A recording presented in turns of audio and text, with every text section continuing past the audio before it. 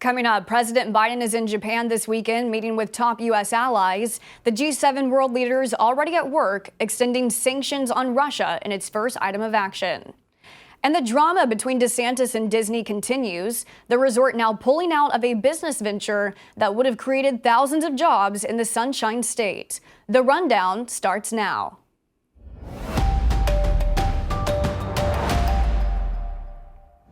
This is Straight Arrow News, bringing you unbiased, straight facts. Thanks for joining us. I'm Kara Rucker. President Biden is in Japan meeting with world leaders today, the first day of the G7 summit. First item on the agenda, the group is stepping up sanctions against Russia and pledging more financial support for Ukraine. The Kremlin continues to fan the flames of war across Ukraine. In the EU, we are working hard to get Ukraine what they need: more weapons, more ammunition, and faster. This will be crucial to its counteroffensive. Ukrainian President Volodymyr Zelensky is preparing to join the Group of Seven this weekend, seeking more arms and aid from allies as the war has crept into its 15th month. In a statement, the leader said any exports that could help Russia would be restricted across G7 countries. Also on the docket for the world leaders is a serious discussion about tensions between China and their own economies. International trade, security, and slow global growth are top of mind at the summit this weekend. The Massachusetts Air National Guardsman accused of leaking highly classified documents that continue to be found online exposing national security secrets will be in court today. A judge will consider whether 21-year-old Jack Teixeira should be released on bail or have his bail denied. The Justice Department argues he's a flight risk, while Teixeira's attorney argues Teixeira should be released to his parents' custody. The court hearing comes as new court documents reveal Air National Guard officials warned Teixeira multiple times about his alleged unauthorized access of highly classified material, including taking notes and sneaking them out of the workplace. As recent as January, Teixeira was discovered accessing sensitive information that was not related to his primary duties as an IT specialist, according to the documents. Despite the officials apparently knowing Teixeira was accessing top secret information, he still kept his security access. When the leaks first came to light, one of the things that we did was immediately cull down our email distro lists. We've also taken steps to limit printing capabilities. We've started to re-educate people on what it means to work in a classified space and handle classified information. Police in New Mexico have released new body camera video from the deadly shooting that killed 3 people and left 6 others injured after a teenager started blatantly shooting in a New Mexico neighborhood. A warning: this footage could be hard to watch. The newly released body camera footage shows officers with weapons drawn as they run toward the sound of gunfire. 2 officers were injured in their pursuit of the shooter. Sergeant Rachel DeCenza's own camera captures the moment she hits the ground after being shot.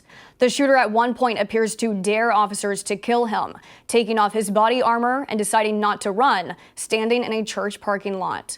The officers are able to shoot the suspect dead, ending the shooter's rampage that resulted in more than 140 rounds fired with an AR-15 rifle. The shooter was 18 years old, due to graduate high school just 1 day later. This was such an assault on our community, but it wasn't just the police department, it wasn't just a few officers. It was the entire community that rallied to try and help us get through this and figure out what had happened. The Walt Disney Company is scrapping plans to build a new corporate campus in Central Florida as its battle with Republican Governor Ron DeSantis continues. The campus was going to be located just 20 miles from Walt Disney World and house 2,000 employees relocating from Southern California. A Disney spokesperson said the change in plans comes amid, quote, changing business conditions. DeSantis and the state legislature have been at odds with Disney because the company opposed a state law that bans classroom discussions on sexual orientation and gender identity in early grades. DeSantis then took over Disney World's self-governing status through legislation and appointed a new board of supervisors. Last month, Disney filed a First Amendment lawsuit against DeSantis and other officials. The governor's office responded to the news of Florida scrapping the project, saying the news came as no surprise given Disney's financial struggles, calling the campus an unsuccessful business venture. New reports have DeSantis potentially announcing his 2024 presidential run as early as next week. Salman Rushdie, a novelist, free speech advocate, and enemy of Iran, has made his first public appearance since a man attacked the writer on stage with a knife. Rushdie was stabbed 10 times, gravely wounded. The author making his appearance at PEN America's Gala, wearing an eye patch to cover the eye he lost in the brazen attack. It was the first time Rushdie had made a public speech since August. Iran's first supreme leader called for Rushdie's death over his book, The Satanic Verses, which criticized the Muslim religion. Look, yeah, I don't have a lot to say about this, except, of course, I have sympathy with the women of Iran, who fought so hard, and I wish them luck. Let's not leave it at that. Do you have any message for the Iranian government? No. The relationship between humans and artificial intelligence is growing closer, with ChatGPT now available at your fingertips in your iPhone's App Store. It may come as no surprise that after only one day, it's already become the #1 app in the App Store.